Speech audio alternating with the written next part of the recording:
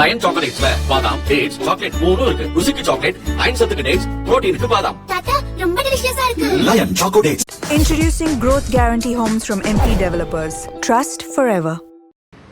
தொகுதி மறுவரையறை தொடர்பாக தனி தீர்மானங்கள் கொண்டு வந்திருக்காங்க. அதோட நோக்கம் என்னவா இருக்குன்னு கருதுறீங்க சார்? இது காங்கிரஸுடைய அழுத்தத்தினால் டிவிகே அரசு கொண்டு வந்தது, அவ்வளவுதான். அதாவது தொகுதி மறுசீரமைப்பு தேவையானது தான். ஏன் தேவையானதுன்னா அது பல காரணங்கள். ஒரு காரணம், இப்போ தமிழ்நாட்டில் 39 மக்களவை தொகுதி, இதில் மறுசீரமைப்பு வந்ததுன்னா இது 59 மக்களவை தொகுதியாக உயரும், லோக்சபா உயரும். இது எப்படின்னா, கடந்த நாடாளுமன்றத்தில் 3 மாதத்திற்கு முன்பு இதை கொண்டு வந்த இந்த சட்ட மசோதா திருத்தத்தை கொண்டு வந்த நேரத்தில் மத்திய உள்துறை அமைச்சர் அவர்கள் நாடாளுமன்றத்திலே ஒரு உறுதி கொடுத்தார். என்னென்னா 50 விழுக்காடு உயர்த்தப்பட்ட, அதாவது இந்தியாவில் உள்ள அனைத்து மாநிலங்களிலும் 50 விழுக்காடு இடங்கள் உயர்த்தப்படும். Across the board 50% increase all across the states. இப்போ தமிழ்நாட்டில் பார்த்தீங்கன்னா இந்தியாவில் உள்ள 543 எம்பி தொகுதியில் தமிழ்நாட்டுக்கு 39 தொகுதி. அது பர்சன்டேஜ் வைஸ் பார்த்தீங்கன்னா 7.19%. இந்த 7.19% தமிழ்நாட்டுக்கு அப்படி தான் இருக்கும். பீகாரில் அது 14%ஓ 16%னா அவங்களுக்கு அதே 16% தான் இருக்கும். தமிழ்நாட்டுக்கு அதே 7.2% கிடைக்கும் தமிழ்நாட்டுக்கு. இதனால் யாருக்குமே எந்த பாதிப்பும் இருக்க போகிறது கிடையாது. தமிழ்நாட்டுக்கு 50% உயர்த்தினாங்க, பீகாரில் 50% உயரும், உத்தரப்பிரதேஷ் 50% உயரும், Maharashtra, Karnataka, Kerala, Andhra, across the board எல்லா மாநிலங்களும் 50% உயர்ந்தா தமிழ்நாட்டுக்கு பார்த்தீங்கன்னா 39 எம்பியிலேருந்து 59 எம்பி கிடைக்கும். 234 எம்எல்ஏலேருந்து 351 எம்எல்ஏ கிடைக்கும். அந்த 351 எம்எல்ஏல 117 எம்எல்ஏக்கள் பெண்கள் எம்எல்ஏக்கள். கட்டாயமாக பெண்கள் தான் வர முடியும். இன்றைக்கி கிட்டத்தட்ட 234 எம்எல்ஏக்களில் வெறும் 23 பேர் தான் பெண்கள். 39 எம்பிக்களில் வெறும் 5 பேர் தான் பெண்கள். இது உயர்த்தினாங்கன்னா 59ல் 20 பெண்கள் எம்பிக்கள் உறுதியாக வரணும், வந்தே ஆகணும் தான் சட்டம். இப்போ பெண்கள் எம்பிக்கள் வருவாங்க, பெண் எம்எல்ஏக்கள் வருவாங்க, பெண் அமைச்சர்கள் கூடுதலாக வருவாங்க. இது பெண்கள் முன்னேற்றம், விமென்ஸ் எம்பவர்மெண்ட், இதுதான் வேண்டும் ஒரு பக்கம். ரெண்டாவது பார்த்தீங்கன்னா இன்றைக்கி தமிழ்நாட்டில் 39 எம்பி, 8 கோடி மக்கள். சராசரியாக பார்த்தீங்கன்னா ஒரு எம்பிக்கு 20 லட்சம் மக்கள் தொகை. நான் வாக்காளர்கள் சொல்ல, மக்கள் தொகை, பாப்புலேஷன் 20 லட்சம் பேர் ஒரு எம்பி சராசரியாக. சில எம்பிக்கள் 35 லட்சம் பேர்லாம் இருக்கிறாங்க, சிலது 15 லட்சம் பேராக இருக்குது. சராசரியாக 20 லட்சம் பேர் மக்கள் தொகை. வெஸ்ட் பெங்காலில் பார்த்தீங்கன்னா 35 லட்சம் மக்கள் தொகை ஒரு எம்பிக்கு. அப்போது இந்த 20 லட்சம் மக்கள் தொகையை ஒரு எம்பி போய் பார்க்க முடியல. 5 ஆண்டு காலத்தில், அதாவது இப்போ தருமபுரியில் 2000 கிராமம் இருக்குது. 2000 கிராமத்தில் நான் தருமபுரி எம்பியாக இருந்தப்போ 2000 கிராமத்தில் என்னால் 5 வருஷத்தில் பார்க்க முடியல. இப்போ அதில் மறுசீரமைப்பு வந்தால் அதில் இப்போ 59 எம்பி வந்ததுன்னா மக்கள் தொகை 20 லட்சத்துலேருந்து 13 லட்சமாக குறையும் மக்கள் தொகை. வாக்காளர்கள் பார்த்தீங்கன்னா 10 லட்சமாக குறையும். ஸோ 10 லட்சம் பேர் வாக்காளர்கள் ஒரு எம்பிக்குன்னா இதுதான் அவசியமானது. இப்போது இங்கிலாந்து நாட்டில் 6.5 கோடி மக்கள் இருக்கிறாங்க. 6.5 கோடி மக்களுக்கு 650 எம்பிக்கள்.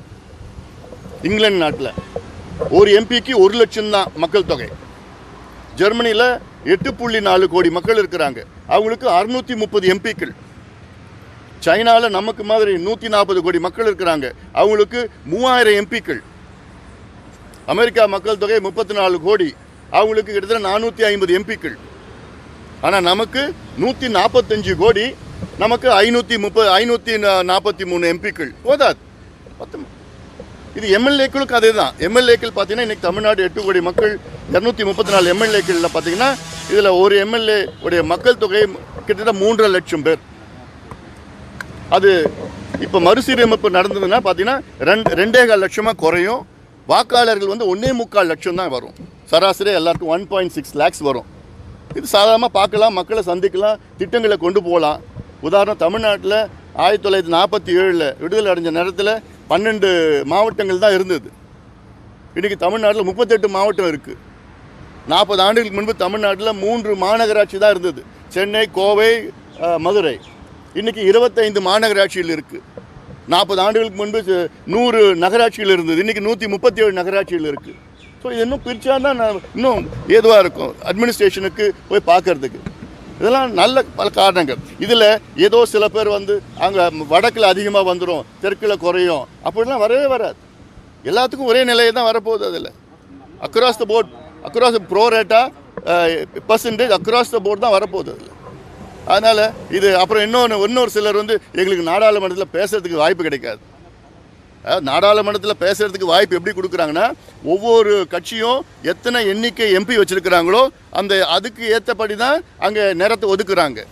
அதனால் நீங்கள் போய் நாடாளுமன்றத்தில் உங்கள் கட்சியை தான் கேட்கணும். அங்கே நாடாளுமன்றத்தில் கேட்கறதில்ல, உங்கள் கட்சிகிட்ட சண்டை போடணும். இப்போ காங்கிரஸ் கட்சி இப்போ கொஞ்சம் ஒரு 100 எம்பி வச்சுருக்கிறாங்கன்னா அவங்களுக்கு வந்து இந்த பில் வருதா, இந்த பில்லுக்கு வந்து அவங்களுக்கு 45 நிமிஷம் ஒதுக்குவாங்க. அப்போ காங்கிரஸ் கட்சியில் ஒரு 5 பேர் பேசுவாங்க, அவங்களுக்குள்ளே பிரிச்சுப்பாங்க, அவ்வளோதான். நீங்கள் உங்கள் கட்சியில் சண்டை போட்டு யார் பேசணும், நீங்கள் சண்டை போடணும், அவ்வளோதான். இப்போ 815 எம்பி வந்தாங்கன்னா கூடுதலாக மொத்தமாக கொடுக்க போகிறாங்க. 45 நிமிஷத்துலேருந்து கிட்டத்தட்ட 1.5 மணி நேரம் கொடுக்க போகிறாங்க. கொடுத்து அதில் நீங்கள் பிரிச்சு போகலாம். அதனால் பேசுகிறதுக்கு வாய்ப்பு கிடைக்காது. அவங்க வடக்கில் எப்படி வந்துடும், தெற்குலலாம் எல்லாருக்கும் அப்படியே தான் வரப்போகுது. அதில் இன்றைக்கி அட்மினிஸ்ட்ரேஷனுக்காக வேணும், இன்னும் பெண்கள் வரணும், பெண்கள் கூடுதலாக எம்பிக்கள் எம்எல்ஏக்கள் வரணும். அதனால் நிச்சயமாக இது மறுசீரமைப்பு வரணும். அதில் சில பேருக்கு புரிதல் இல்லை, சில பேருக்கு அரசியல் காரணம், சில பேருக்கு வந்து இப்போ காங்கிரஸ் எடுத்துக்கங்க. 3 மாதத்திற்கு முன்பு காங்கிரஸ் வந்து ஃபேர் டீலிமிட்டேஷன் சொன்னாங்க. இன்னைக்கு 3 மாதத்தில் இன்னைக்கு நோ டீலிமிட்டேஷன் சொல்கிறாங்க.